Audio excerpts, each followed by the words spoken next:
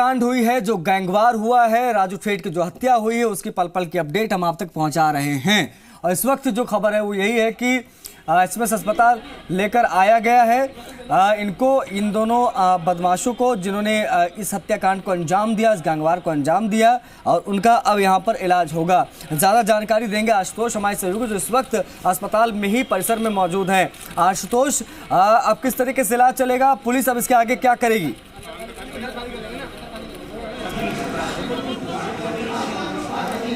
देखिए, अभी सबसे पहले क्योंकि गोली लगी है तो सबसे पहले प्रयास ये किए जा रहे हैं कि इमरजेंसी में एसएमएस अस्पताल ट्रॉमा की जो इमरजेंसी है वहाँ इन दोनों बदमाशों को रखा गया है, जहाँ पे गोली को निकालने के प्रयास किए जा रहे हैं। लगातार अंदर से इन दोनों अपराधियों के चिल्लाने की, चीखने की और इनके कराहने की जो आवाज़ है बहुत तेज़ बाहर सुनाई दे रही है। लेकिन ये एक तरीके से मानवीय पहलुओं की बात करें, ये 17 साल से प्रोविजन स्टोर चला रहे थे और हर दिन 8 से 9 हजार का बिजनेस करते थे। अचानक से ये दोगुना हो गया। जानना चाहते हो कैसे? तो फ्रीडम ऐप को अभी डाउनलोड करें। तो इस पे सवाल खड़े किए जा सकते हैं, लेकिन जो दर्द इन लोगों ने एक परिवार को दिया है, जो दर्द इन लोगों ने समाज को दिया है, वो अपने आप में बड़े सवाल खड़े करता है। मेरे पीछे आप देख सकते हैं कि एक कड़ी सुरक्षा व्यवस्था जो है उसमें इन तमाम अपराधियों, इन दोनों अपराधियों को यहाँ पे रखा गया है। एसएमएस अस्पताल के जो अधीक्षक हैं वो यहाँ मौजूद हैं, ट्रॉमा इंचार्ज जो हैं वो यहाँ मौजूद हैं। तो इस वक्त सबसे पहले कोशिश ये की जा रही है, डॉक्टर जगदीश मोदी हमारे साथ लगातार बने हुए हैं। सर, अब सबसे पहले कोशिश क्या की जाए? गोली निकालने के प्रयास किए जा रहे हैं? निश्चित है, पहले प्राइमरी इलाज किया जा रहा है जिससे मरीज की हालत को स्टेबल किया जा सके। उसके बाद हम उसको वार्ड में शिफ्ट करेंगे और जहाँ जरूरत पड़ी विशेषज्ञ को, जैसे पैर में लगना बता रहे हैं, पैर की पट्टी है, तो निश्चित रूप से उसको निकालने की प्रयास किया जाएगा। आपके पास एक लंबा चौड़ा अनुभव है, आप लगातार इमरजेंसी को, ट्रॉमा को आप देखते हुए आ रहे हैं। आमतौर पर जब इस तरह के केसेस आते हैं पैर में गोली लगने के, अभी हाल में ही एक केस आया था, तो उसमें सबसे क्या स्थिति क्या होती है? क्या कुछ प्रोटोकॉल अपनाया जाता है इस समय? सबसे पहले उनको एनेस्थीसिया देकर गोली निकाली जाएगी या ये देखा जाएगा कितना डैमेज हुआ है? नहीं, सबसे पहले उसका प्राइमरी इलाज किया जाएगा और उसको लाइफ सेविंग ट्रीटमेंट दिया जाएगा। अभी जैसे लाइफ सेविंग वाली ऐसी कोई स्टेज नहीं है, दोनों पेशेंट कॉन्शियस और स्टेबल है, तो उसके बाद उनको विशेषज्ञ देख के एक्सरे और सीटी वगैरह करा के फिर गोली की जो भी स्टेज है देख के फिर डिसीजन लिया जाएगा कि गोली कब और किस वक्त ऑपरेट करके निकालेंगे। देखिए, अब ये बहुत स्पष्ट जानकारी है जो डॉक्टर जगदीश मोदी की तरफ से सामने निकल के आई है। ट्रॉमा इंचार्ज है, सालों से यहाँ काम कर रहे हैं और एक अच्छा खासा अनुभव। उन्होंने बताया कि अभी सबसे पहले ये देखा जा रहा है कि किसी तरीके की कोई गंभीर बात तो नहीं, हालांकि पूरी तरीके से दोनों स्टेबल हैं, लेकिन क्योंकि गोली लगी है, दर्द बहुत ज़्यादा है और टिश्यू जब डैमेज होते हैं, आमतौर पे जब गोली लगती है तो टिश्यू डैमेज होने का एक बड़ा खतरा होता है। टिश्यू डैमेज होने के चलते क्या कुछ दिक्कतें हुई हैं, उसको लेके आगे का जो प्रोसेस है वो किया जाएगा। इमरजेंसी में सबसे पहले जो तमाम वाइटल्स हैं उनको चेक किया जा सकता है, वो किया जा रहा है। गोली की पोजिशनिंग क्या है, कहाँ पे फंसी हुई है, ये देखा जा सकता है और उसके बाद में गोली को निकालने के लिए ऑपरेशन किया जाएगा। बहरहाल राजस्थान के लिए सबसे बड़ी राहत इसको कह सकते हैं, और राजस्थान पुलिस के लिए इस वक्त जो सबसे बड़ी राहत है वो ये कि 24 घंटे के अंदर अंदर इतना बड़ा जघन्य अपराध करने वाले पांचों जो बदमाश हैं उनको पुलिस की तरफ से गिरफ्तार किया गया है। तकरीबन 1:30 बजे एडीजी क्राइम की तरफ से प्रेस वार्ता की गई है और राजस्थान पुलिस के जो डीजीपी हैं उमेश मिश्रा, उनकी तरफ से पूरी की पूरी टीम को साधुवाद दिया गया है, शाबाशी दी गई है और ये कहा गया है कि जल्द आने वाले वक्त में उन सभी को सम्मानित भी किया जाएगा जिन्होंने इस पूरे ऑपरेशन में अपनी जो भी जिम्मेदारी दी गई थी उसको निभाया था। देखिए, तकरीबन 100 से 200 पुलिसकर्मी ने लगातार देर रात तक इसको लेकर सर्च ऑपरेशन किया है। सबसे पहले जब 2 बदमाशों को पकड़ा गया था, एक जंगल जैसी जगह से, एक सुनसान जगह से पकड़ा गया था, उसके बाद अन्य आरोपियों तक पहुँचना बहुत ज़्यादा ज़रूरी था।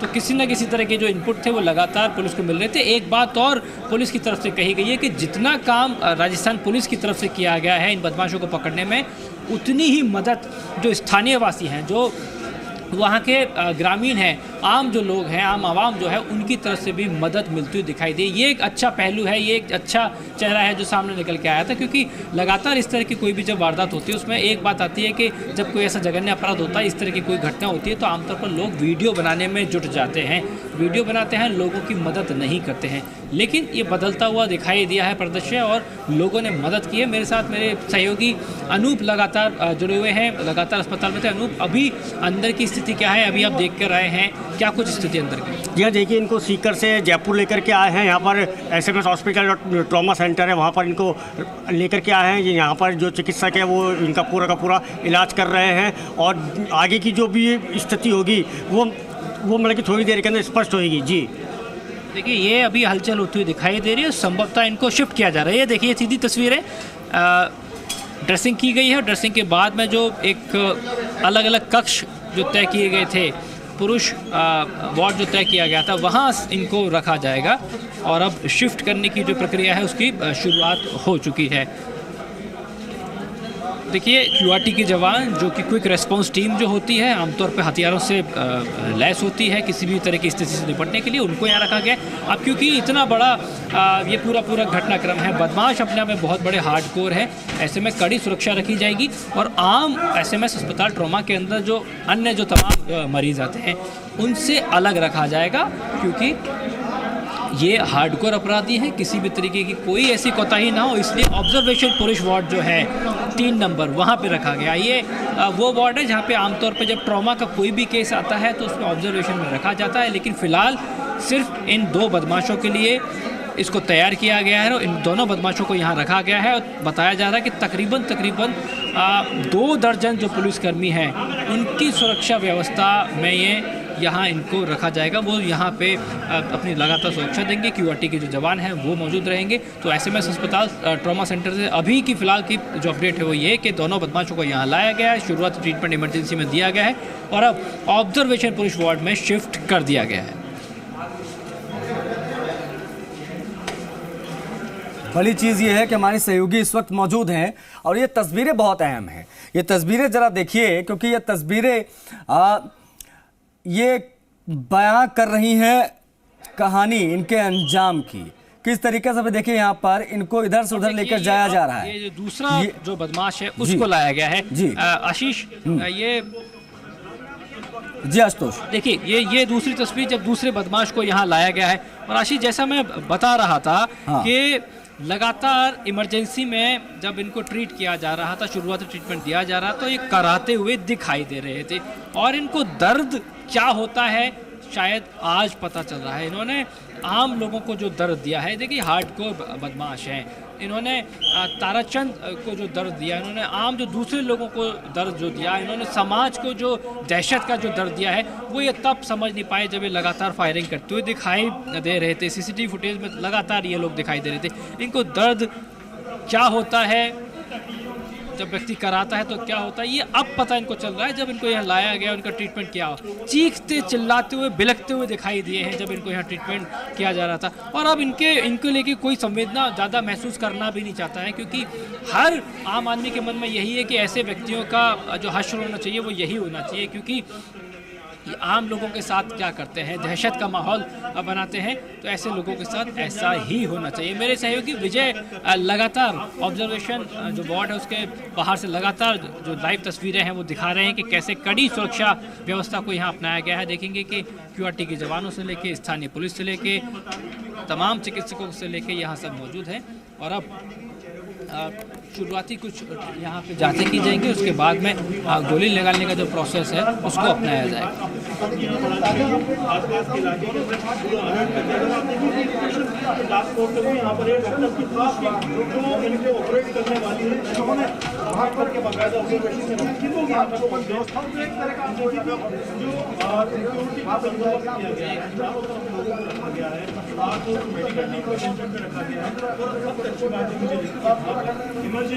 दो तस्वीरें इस वक्त आपके स्क्रीन पर हैं और अस्पताल के अंदर की स्थिति आप देख लीजिए। पुलिस कर्मियों का जाब्ता तैनात है, बड़ी संख्या में बड़े पैमाने पर यहाँ पर पुलिसकर्मी तैनात है।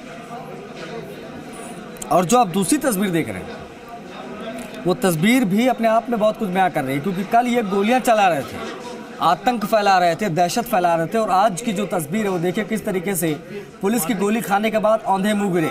ये तमाम अपराधी जिनका अंजाम आखिर में होता यही है जो इन तस्वीरों में आप देख रहे हैं। पहले तो ये गोलियां चलाते हैं, वारदात को अंजाम देते हैं, और लेकिन उसके बाद जब पुलिस एक्शन में आती है तो ये होता है जिस वक्त आप देख रहे हैं। सर, अब क्या स्थिति शिफ्ट कर दिया गया, किस तरह की? ठीक है, स्थिति सामान्य है और विशेष रूप से जितने भी एक्सपर्ट टीम है वो आके दोबारा पुनः परीक्षण करके फिर तय करेगी कि क्या करना है। देखिए सिर्फ इनकी ड्रेसिंग की गई, ड्रेसिंग भी की गई है वुंड पे बाकायदा, और उसका भी थोड़ी देर बाद उनके आने के बाद एक्सरे सीटी सब होगा और उसके बाद उनका इलाज प्रॉपर होगा। एक कराहने की आवाज़ बहुत ज़्यादा आ रही थी, क्या पेशेंट की नहीं आ रही, मरीज की नहीं आ रही। हो सकता है कि जिसको ड्रेसिंग करी हो थोड़ा सा दर्द हो, तो उसके लिए भी इनको हमने यहाँ पे पुलिस को सारे इंस्ट्रक्शन दिए कि इवन कोई अगर चिकित्सा कर्मी बन के भी पहुँच रहा है या कोई भी पुलिसकर्मी, तो उसको भी एंटर नहीं दी जाए। सर जब गोली लगी है, गोली अंदर है या बाहर निकल ये अभी अतिरिक्त अधीक्षक डॉक्टर प्रदीप हैं, वो भी यहाँ पे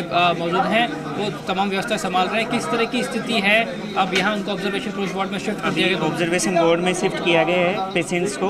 अभी यहाँ देखेंगे, स्टेबल कंडीशन में होने के बाद में जो भी हमें रेफरेंस करवाने हैं स्पेशलिटी के हिसाब से वो सारी चीज़ें करवाई जा रही हैं। सुरक्षा के हिसाब से इनको अन्य पेशेंटों से अलग रखा गया है और सारी सुरक्षा के हिसाब से पुलिस ने अपना काम कर रही है। हमारा पूरा स्टाफ आइडेंटिटी के साथ में है और आगे की प्रक्रिया अपनाई जा रही है।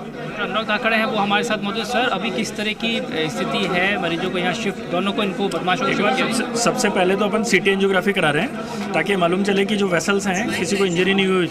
अगर कोई वेसल इंजर्ड नहीं होगी तो हम सेव करेंगे उनके लिए उसको। क्या गोली जो उनकी लगी है उनकी पोजीशन पता चल पाई है कि कहाँ फंसी हुई जाएगी? हाँ, वो अभी रेडियोग्राफ देखने के बाद हमको एग्जैक्ट आइडिया हो जाएगा और उसके बाद एंजियोग्राफी के बाद तो अभी हम उसके बाद उनका इमीडिएट सर्जरी का प्लान करेंगे। देखिए ये अभी लगातार जो हर डॉक्टर है वो एक ही बात कह रहा है कि अभी सबसे पहले उनको शुरुआती ट्रीटमेंट दिया गया है, तमाम जो वाइटल्स उनको चेक किया गया है, जहां गोली लगी है, जहां से लगातार खून बह रहा था पैर के आसपास से, वहाँ ड्रेसिंग कर दी गई। लेकिन अभी तमाम जो दूसरे टेस्ट हैं वो किए जाएंगे और उसके बाद में वो टेस्ट किया जाएगा जिससे ये पता चल सके कि एक्चुअल में जो गोली है क्या वो निकल चुकी है या अभी अंदर ही कहीं बोन के किसी हिस्से में जाके फंस गई है। क्योंकि अगर बोन के हिस्से में जाके फंसती है तो अंदर टिश्यू डैमेज होंगे, उसके बाद में ऑपरेट करना पड़ेगा। तो फिलहाल एसएमएस अस्पताल के ट्रॉमा सेंटर से अपडेट यही है कि दोनों बदमाशों को ऑब्जर्वेशन वार्ड में रखा गया है, कड़ी सुरक्षा के बीच में रखा गया। तकरीबन 2 दर्जन जो पुलिसकर्मी हैं वो यहाँ मौजूद रहने वाले हैं और उनको कड़ी सुरक्षा में दोनों बदमाशों को यहाँ रखा जाएगा और अन्य कोई भी मरीज जो है वो इन बदमाशों के साथ इस वार्ड में रखा नहीं जाएगा।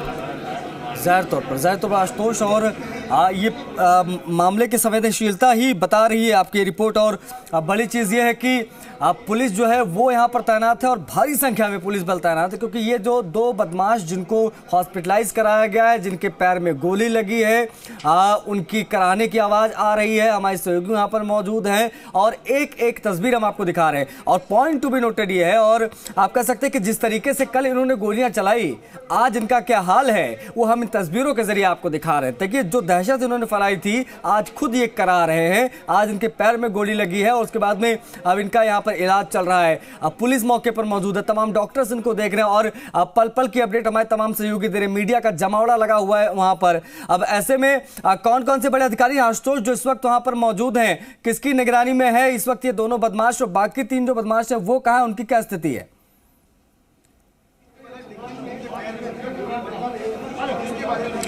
देखिए जैसे मैंने बताया, सबसे पहले उनको ट्रॉमा सेंटर लाया गया, इमरजेंसी में रखा गया, शुरुआती ट्रीटमेंट दिया गया। वहाँ पे भी कड़ी सुरक्षा थी।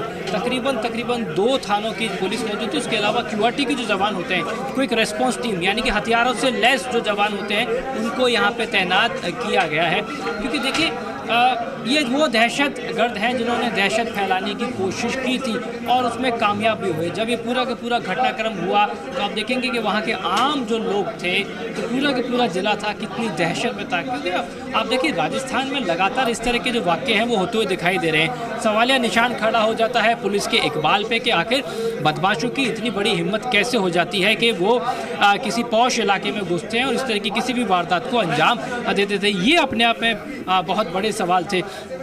लगातार पुलिस को लेके सवाल खड़े हो रहे थे कि पुलिस के पास सूचना क्यों नहीं पहुंची, क्योंकि IB का एक पूरा सिस्टम होता है, IB तक वो सूचना क्यों नहीं पहुंची कि इतना बड़ा कोई प्लानिंग चलने जा रही है। तो देखिए ये एक अपने आप में अलग विषय हो सकता है, ये राज्य सरकार के लिए चिंता का विषय हो सकता है। लेकिन फिलहाल राजस्थान के लिए देखिए भारत जोड़ो यात्रा का आज से शुरुआत जो है उसकी शुरुआत होने जा रही है, राजस्थान में एंट्री करती हुई दिखाई दे रही है। और उससे ठीक पहले इतने बड़े पूरे घटनाक्रम को क्रैक करना, देखिए घटनाक्रम हुआ ये अपने आप में बड़ी बात है, लेकिन फिलहाल पूरे राजस्थान के लिए, समूचे राजस्थान के लिए, राजस्थान पुलिस के लिए और साथ में राज्य सरकार के लिए सबसे बड़ी राहत ये है कि इस पूरे घटनाक्रम में जो आरोपी थे उनको राजस्थान पुलिस ने गिरफ्तार कर लिया है। यानी कि ये पूरा का पूरा जो गैंग था उसको ध्वस्त किया है। लेकिन अब सवाल खड़े होते हैं कि आखिर वो आका कौन है जिनके इशारे पे इन्होंने पूरी की पूरी प्लानिंग को अंजाम दिया, क्योंकि बहुत तयबद्ध तरीके से,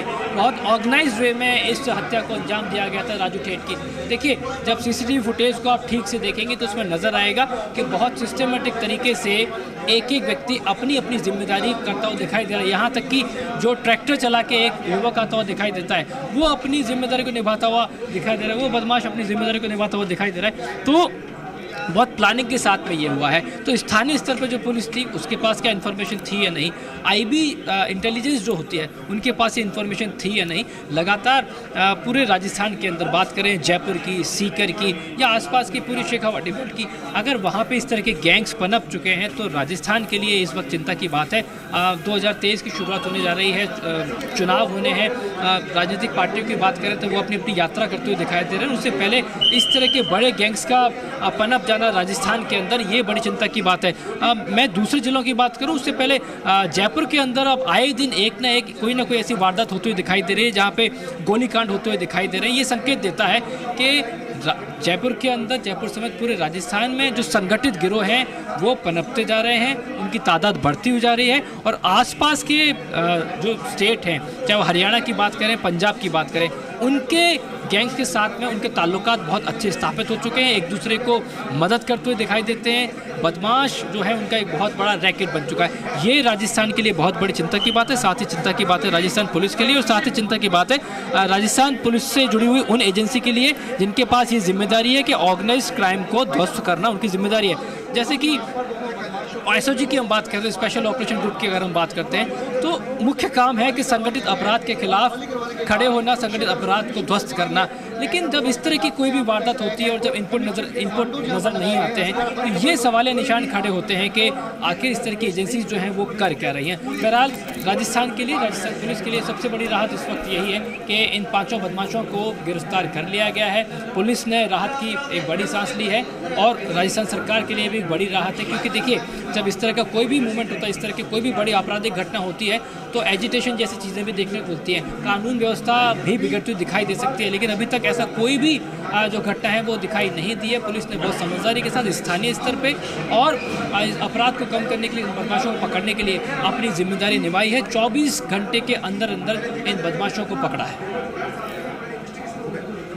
ज़ाहिर तौर पर। और ये 24 घंटे के अंदर जो बदमाशों को पकड़ा आशुतोष, और ये जो तस्वीरें इस वक्त हम दिखा रहे हैं, आप दिखा रहे हैं, इन तस्वीरों को सामने आना बहुत ज़रूरी था। इनका ये हाल लोगों को दिखाना बहुत ज़रूरी था ताकि ये जो लोगों में डर इन्होंने फैलाया, जो दहशत फैलाई, वो लोग ये भी देखें कि उसके बाद इनका क्या हाल हुआ। कहीं ना कहीं ये तस्वीरें बड़ी कारगर साबित होंगी कि आखिर जिस तरीके से दहशत फैलाते हैं उसका अंजाम भी इनको इसी तरीके से भुगतना पड़ता है। फिर चाहे वो आनंद पाल हो, फिर चाहे वो ये राजू हो, चाहे वो XYZ कोई भी हो, अगर इस तरीके का कोई गैंगस्टर है तो उसका अंजाम यही होता है। ये बात भी पुलिस ने यहाँ पर साबित की है। वो तस्वीरें इस चीज़ की गवाही दे रही हैं, जिस तरीके से चिल्ला रहे हैं दर्द से।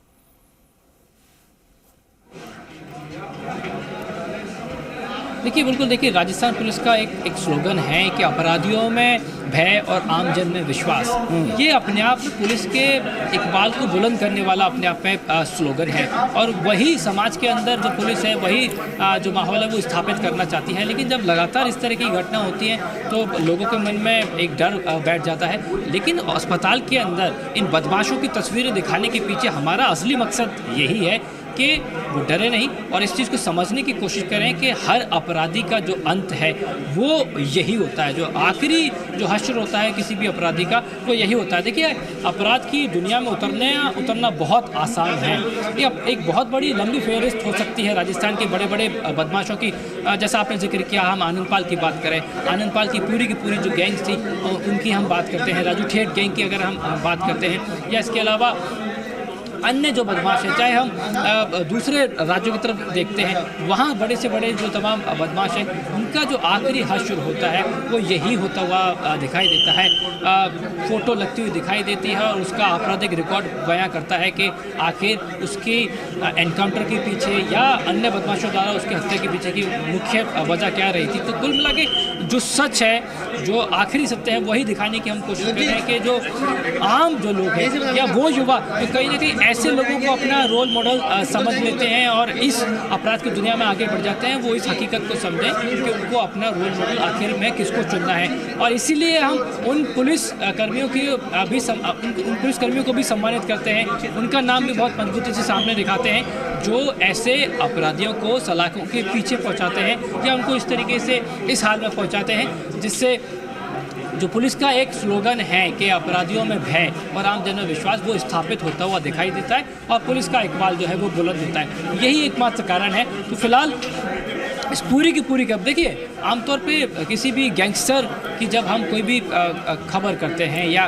उनके बारे में जब हम बताते हैं तो असली मकसद दरअसल ये नहीं है कि हम किसी भी अपराधी का कोई उसको बड़ा करने की कोशिश कर रहे हैं या उसका महिमा मंडन करने की कोशिश कर रहे हैं। दरअसल कोशिश यही रहती है कि उसकी असलियत पता चले कि आखिर में उसके साथ होता क्या है और अपराध की दुनिया का कोई भी बड़े से बड़ा बेताज बादशाह क्यों ना हो, उसका आखिरी हश्र यही होता है जिस तरीके से कराने की। और बड़ी चीज ये है आशुतोष, एक ये भी चीज है, अभी उमेश मिश्रा जी ने 1-1.5 महीना हुआ है उनको कार्यभार संभाले हुए, और जो मौजूदा परिदृश्य है इसमें भारत जोड़ो यात्रा आ रही है, इसमें आने वाले समय में चुनाव आ रहा है, अब बहुत सारे बड़े बड़े इवेंट है, ऐसे में सरकार की अब बहुत बड़ी किरकिरी हो सकती थी अगर इनको 24 घंटे के अंदर ना दबोचा जाता। तो एक बहुत बड़ी तरीके से देखा जाए तो सफलता नए डीजीपी के लिए भी है, क्योंकि उनसे बहुत ज्यादा एक्सपेक्टेशन थी, कुछ हिसाब से पुलिस ने यहाँ पे करके भी दिखाया है, खुली छूट पुलिस को दी, शायद आज तभी ये 2 बदमाश लेटे हुए हैं आपके सामने।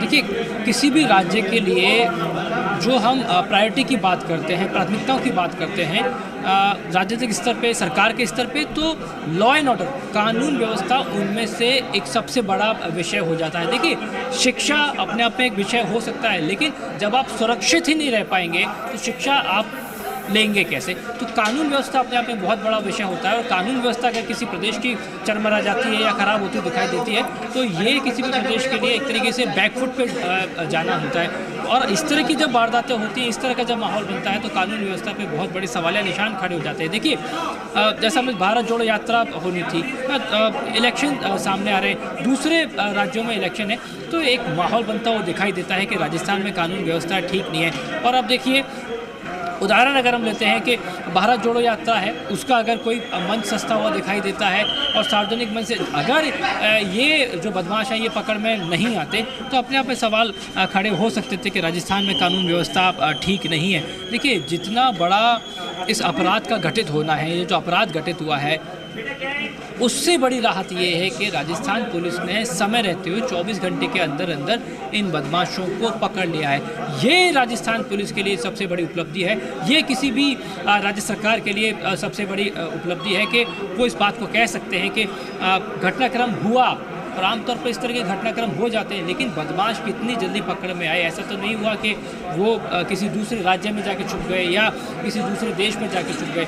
उनको समय रहते हुए पकड़ना और उनको जल्द से जल्द बड़ी सजा दिलाना, ये अपने आप में पुलिस के लिए और राज्य सरकार के लिए बड़ी जिम्मेदारी होती है। फिलहाल राजस्थान पुलिस की तरफ से एक बड़ी जिम्मेदारी 24 घंटे के अंदर अंदर निभाई गई है, और बधाई की पात्र है राजस्थान पुलिस, बधाई की पात्र है राजस्थान के डीजीपी उमेश मिश्रा, पूरी की पूरी उनकी टीम, और वो ग्राउंड जीरो की टीम जिन्होंने 24 घंटे पूरी रात जागकर इस ऑपरेशन में अपनी अपनी जिम्मेदारी निभाई और ऐसे बदमाशों को इस हाल तक। जाहिर तौर पर आशुतोष, बड़ी सफलता पुलिस के हाथ लगी है, लेकिन अब देखने वाली बात ये होगी कि पुलिस इसमें किस तरीके का एक्शन आगे लेती है और क्या चीजें हमें देखने को मिलती है। बहुत शुक्रिया आशुतोष। ये 17 साल से प्रोविजन स्टोर चला रहे थे और हर दिन 8 से 9 हजार का बिजनेस करते थे। अचानक से ये दोगुना हो गया। जानना चाहते हो कैसे? तो फ्रीडम ऐप को अभी डाउनलोड करें।